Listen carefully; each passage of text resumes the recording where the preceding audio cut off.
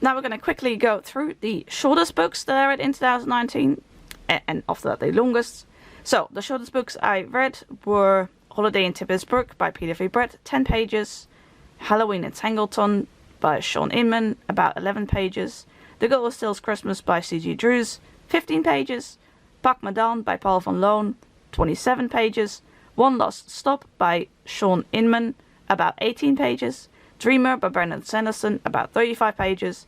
Nobody Likes a Goblin by Ben Hadke, 35 pages. Rock and Roll Summer by Sean Inman, about 37 pages. And Language Lessons by J. Bell, 47 pages. And the longest books I read in 2019, The Naked God by Peter F. Hamilton, 1,257 pages.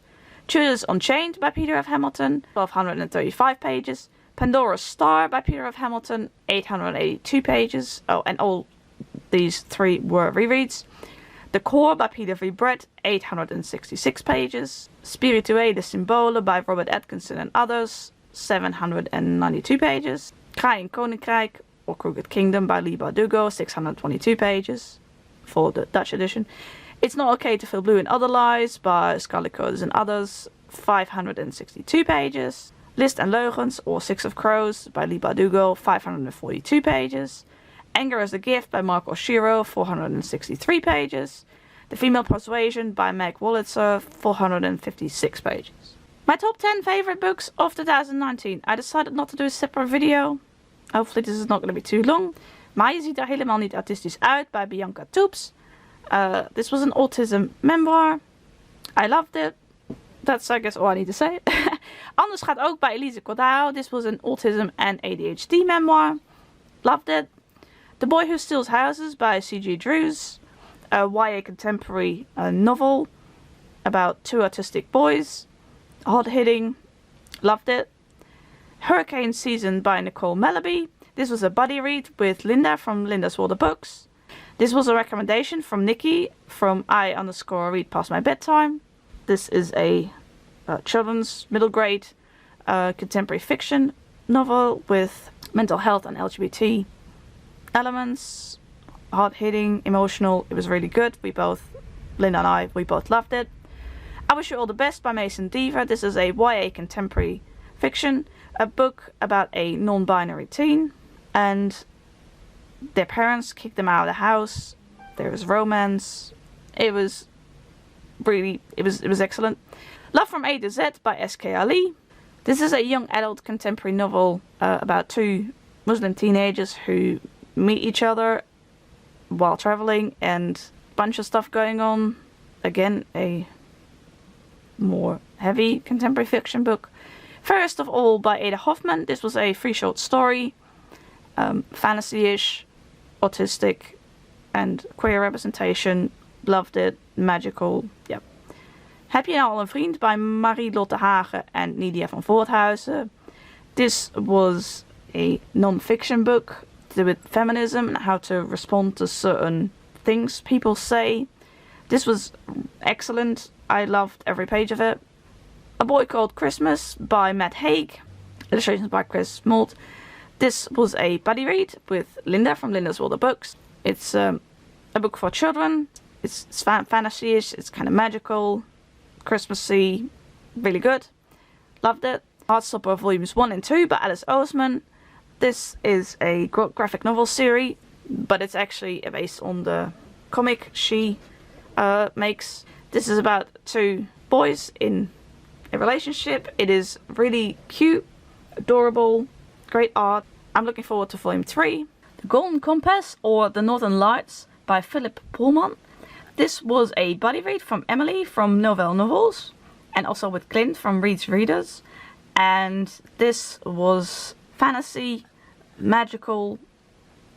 It was really good. We loved it. I look forward to read the other two books in this series in 2020. And now the top 9 least favorite books, and the reason that it's a 9 and not a 10 is that I didn't really have a 10th least favorite, because other than these, the rest of the books were at least somewhat enjoyable to like really good. So top 9 is what we have. The first one is ADD, Verdwalen in de Hoofd vol Prikkels by Ans Ettema Esler. I was expecting more from this book, so it ended up being a bit disappointing for me. Cucumber Quest Book 4, The Flower Kingdom by GGDG.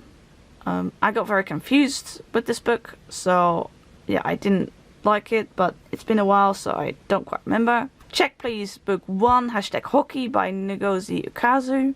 I had heard such good things about this graphic novel, but unfortunately all of the hockey terms kind of went over my head, and it wasn't as queer as I'd like it to be. Like, the queer element didn't come into play until like quite a bit later on in the book, and I wish I had seen more of that, because that was mainly what I was looking forward to, because I'm not that interested in sports at all. Next book is Luna's Flopfeest by Nanda Roep and Sylvester Zwaneveld.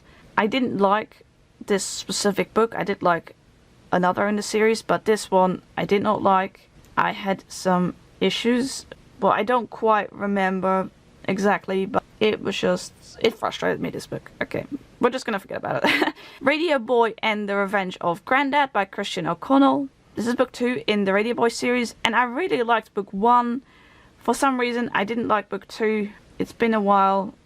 I can't really remember exactly what it was about. I didn't like it. It just went kind of silly, and yeah. Handboek voor Asperger Vrouwen by Liane Holiday-Billy, or Safety Skills for Asperger Women.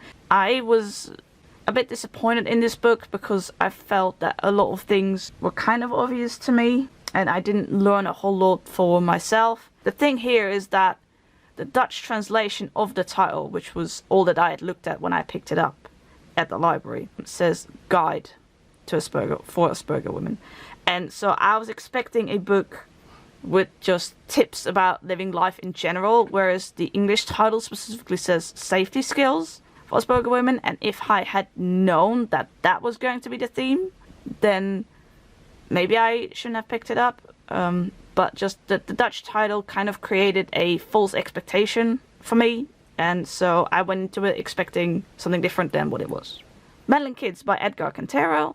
This was the group read for the Scooby-Doo-a-thon. A lot of us didn't like it. It's a middle grade children's book that kind of takes a spoof on Scooby-Doo detectives, horror, mystery kind of. It's a bit hard to explain this book. I didn't like it, but I don't regret reading it because it was very nice to discuss with everyone like what we didn't like about it. So like, I don't dislike this one as much as some of the other ones on this list because I was able to talk to people about it. So I'm not saying that made it better, but it was nice to have a shared experience, if that makes sense. And I don't regret reading it because it was sort of interesting and quirky and different, but some questionable choices regarding writing style, and yeah. Pak Me Dan by Paul van Loon. This was a really short and simple book. I have read a lot of books by this author that I liked way more. This one was meant for really young children that are just learning to read. That's not me, so I'm not the target audience for this book. So it was too basic for me, the story, but you know, it's probably enjoyable for the target audience. Just not, I was expecting more of it, sort of thing. Lastly, Avonturen in het Heksenbos by Paul van Loon. I didn't dislike this book per se, but what it was half of the stories in this book I had read in other books, and half of them were new, and I went into it expecting them all to be new, because it's not like it's on the back which stories are in there or something, so it's like you wouldn't know until you open it. Anyway, obviously I picked it up and I didn't know what that was going to be like, and so I was kind of disappointed that about half of them were what I'd read before, and what I'd read before not that long ago, so that's why that book is on this list. But if they had been all new to me, or if I had known that, I think it wouldn't have been as disappointing as it was to me at the time. Finally, we've made it to the end of my 2019 reading summary.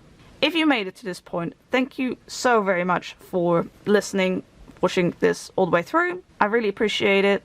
I love making this video. I always put a lot of effort into these kind of videos. Well, in all my videos, but... So yeah, thank you very much for watching, and I hope to see you in my next video. Bye!